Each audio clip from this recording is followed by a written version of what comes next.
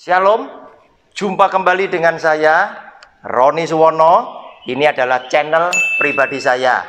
Sahabat yang saya kasih, Anda yang suka menonton video saya, jangan lupa like setiap kali menonton. Bagikan juga kepada sahabat-sahabat yang Anda cintai, agar semua sahabat-sahabat kita mendapat berkat yang sama. Beri komen yang sopan, komen yang membangun, dan tekan tombol loncengnya agar setiap Anda yang sudah menekan tombol loncengnya tidak pernah ketinggalan dari setiap video baru yang saya tayangkan lewat channel pribadi ini. Selamat menikmati. Shalom.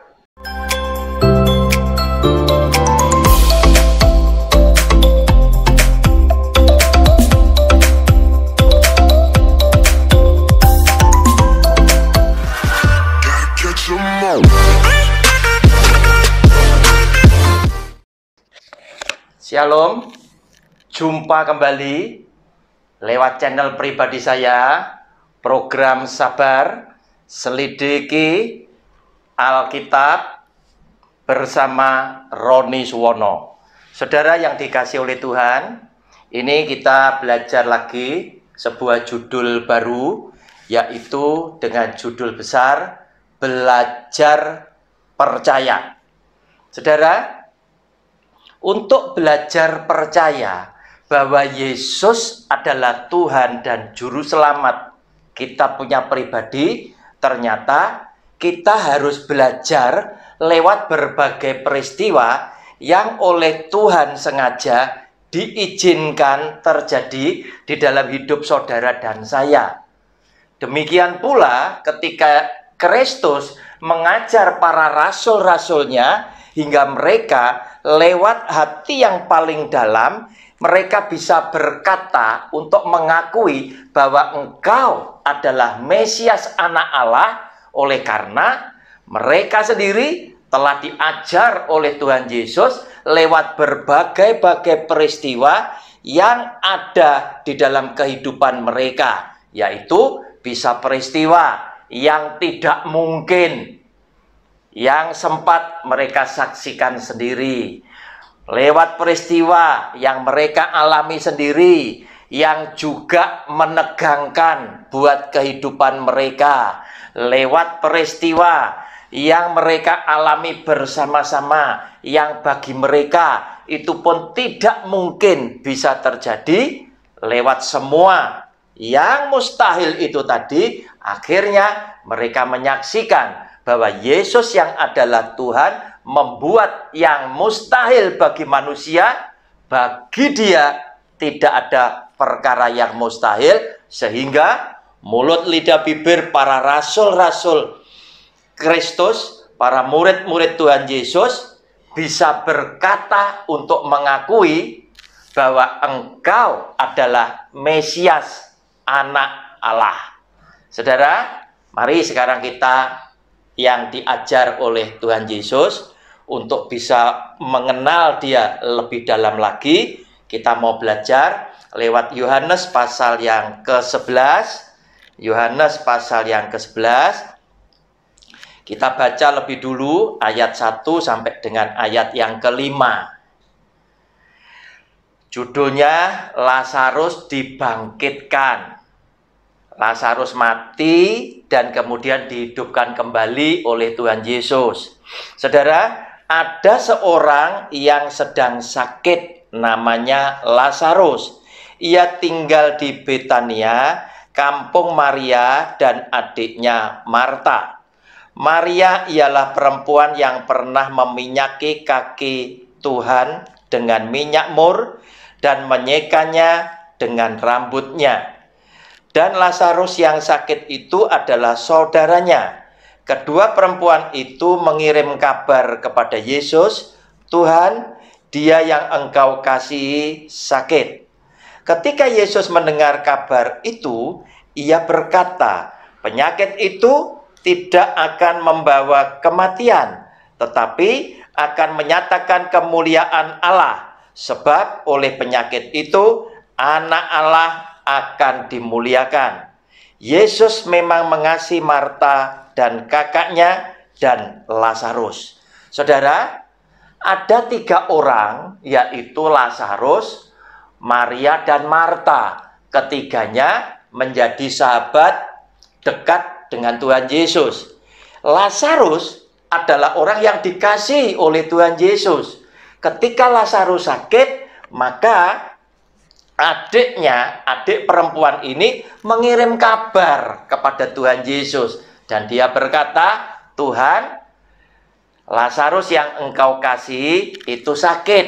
Tetapi apa yang dilakukan oleh Tuhan Yesus demi menerima kabar tersebut? Dia berkata, penyakit itu tidak akan membawa kematian kepada Lazarus. Justru lewat sakitnya Lazarus, Anak Allah, aku, Yesus, akan dimuliakan. Nah, saudara yang dikasih oleh Tuhan, sengaja di dalam bacaan ini, kalau saudara baca terus, ada perkataan yang mengatakan bahwa Tuhan Yesus sengaja menunda untuk datang kepada Lazarus.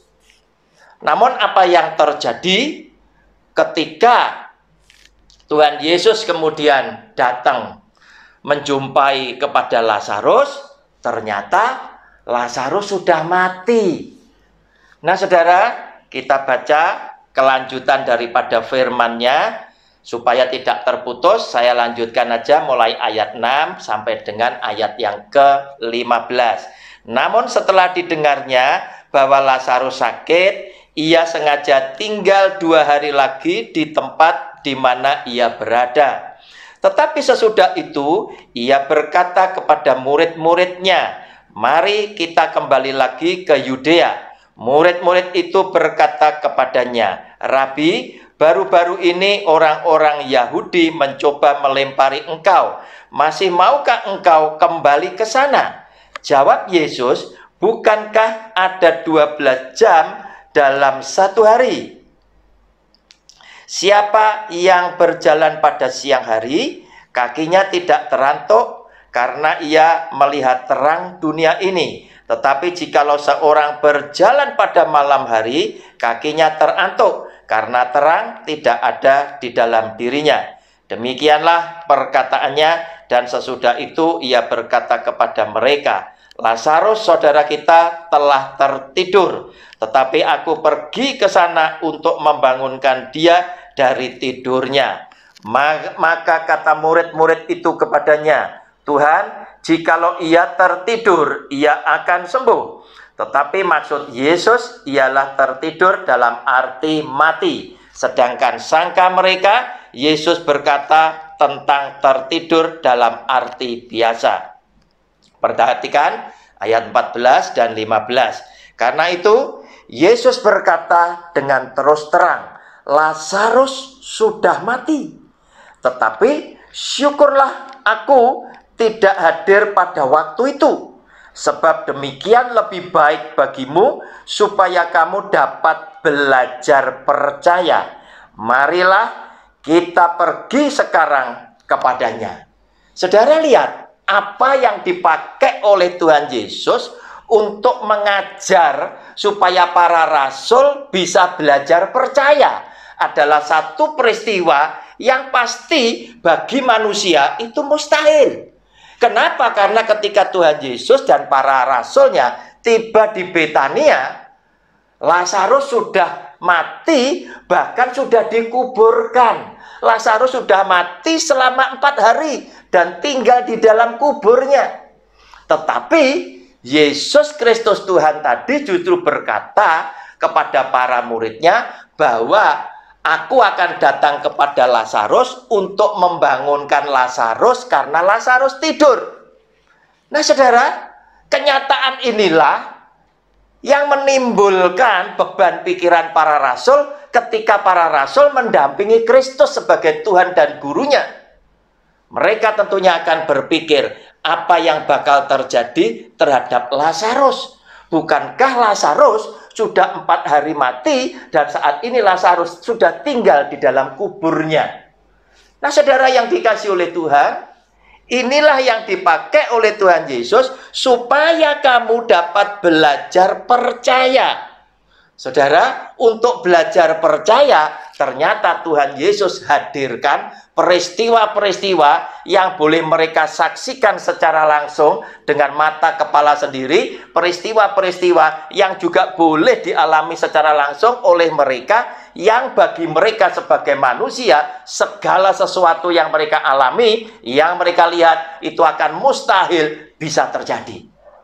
Nah, saudara, sengaja Tuhan Yesus memberikan demonstrasi kuasanya yang luar biasa ini untuk membuat semua orang yang mengikut kepada dia, semua orang yang mendengar apa yang dia ajarkan, semua orang yang melihat mukjizat yang dia lakukan bisa berkata bahwa Yesus adalah Mesias, Anak Allah. Nah, saudara, saya katakan dia sengaja mendemonstrasikan, membangkitkan Lazarus yang mati sudah 4 hari. Kenapa? Karena dia tahu buat manusia itu sulit mengakui jika tidak banyak bukti secara bertubi-tubi itu ditunjukkan kepada manusia bahwa Yesus yang adalah Tuhan itu sanggup melakukan perkara ini bukan cuma 1 kali saja. Kenapa? Karena Tuhan Yesus pernah membangkitkan anaknya Yairus, anak kepala rumah ibadat yang mati. Dan pada waktu Tuhan Yesus datang, anak itu barusan mati. Bukankah peristiwa anak Yairus yang mati dan kemudian dihidupkan kembali juga terdengar bagi semua orang di sekeliling rumah Yairus, terdengar sampai kota-kota yang lain bahwa Yesus Tuhan membangkitkan anaknya Yairus dari kematian. Namun, mungkin sebagian orang yang tidak suka kepada Yesus yang adalah Tuhan akan tetap menolak apa yang sudah dia perbuat.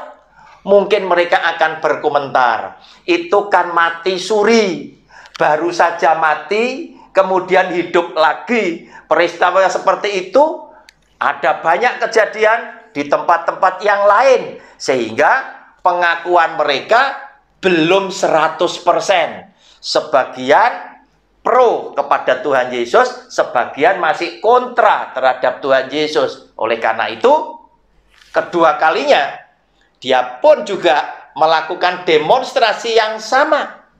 Ketika rombongan Tuhan Yesus berjalan, berjumpa dengan rombongan orang yang lagi kehilangan anaknya laki-laki, yaitu seorang janda di daerah Nain, di kota Nain itu sedang kehilangan anaknya laki-laki satu-satunya.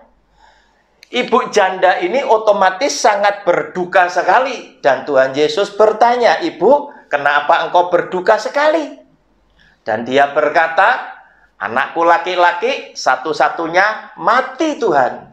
Oleh karena itu, dia berkata, "Ibu, jangan engkau berduka."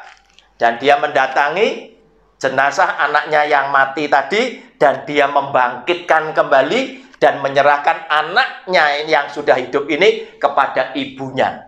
Saudara, peristiwa itu juga menggemparkan.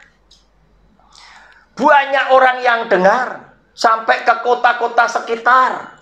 Namun, mungkin juga sebagian orang yang tidak suka akan tetap menolak dan tetap tidak mengakui bahwa Yesus adalah Sang Juru Selamat, Yesus adalah Tuhan, Yesus adalah Mesias, Anak Allah. Nah, saudara, kali ini kembali dia ingin buktikan. Dia ingin buktikan. Sekarang Lazarus mati sudah 4 hari. Kematian Lazarus mungkin didengar oleh teman-teman, oleh sanak keluarga, oleh sahabat-sahabat di sekitar di mana Lazarus tinggal. Mungkin Lazarus juga, berita Lazarus juga didengar di kota-kota lain, khususnya mereka yang mengenal Maria, Marta, dan Lazarus. Dan kematian Lazarus sudah 4 hari yang lalu. Sekarang jenazah Lazarus sudah ada di dalam kuburnya. Nah saudara, apa yang terjadi? Yesus Kristus Tuhan sengaja berkata, lewat peristiwa yang seperti ini, dimaksudkan oleh Dia supaya kamu bisa belajar percaya. Nah saudara, kembali Sang Mesias, Sang Juru Selamat, Tuhan yang Maha Kuasa memanggil Lazarus keluar dari kuburnya. Dan apa yang terjadi? Pada saat Lazarus belum keluar, Marta dan Maria disuruh membuka pintu kuburnya. Tetapi Marta dan Maria meyakinkan Kristus sebagai Tuhan dan gurunya. Tuhan, jangan Tuhan, bukankah Lazarus sudah mati 4 hari? Jika dibuka, ini sudah berbau. Tetapi Tuhan Yesus tetap berkata, buka pintu kuburnya. Dan dia berteriak, Lazarus, keluar dan bangkitlah. Maka keluarlah Lazarus dari kubur itu masih memakai kain kapan. Saudara, begitu semua orang menyaksikan, maka takutlah mereka kepada Tuhan Yesus, takjublah mereka kepada Kristus, dan mereka mulai tahu bahwa Yesus adalah Tuhan Sang Juru Selamat itu. Saudara yang dikasihi oleh Tuhan, jika ada peristiwa yang menekan akan hidupmu, jika ada kejadian yang menegangkan hidup keluargamu, saudara, ingat firman Tuhan. Tuhan ingin ajar saudara dan saya, supaya engkau dan saya belajar percaya bahwa Yesus adalah Tuhan yang Maha Kuasa. Yesus adalah Bapa yang setia mengasihi saudara dan saya, dan Dia senang menyertai hidup saudara dan saya lewat peristiwa yang menegangkan, lewat peristiwa yang menekan akan kehidupan kita. Dia ajar saudara dan saya supaya saudara dan saya belajar percaya. Shalom, kita ketemu lewat video yang akan datang. Haleluya, amin.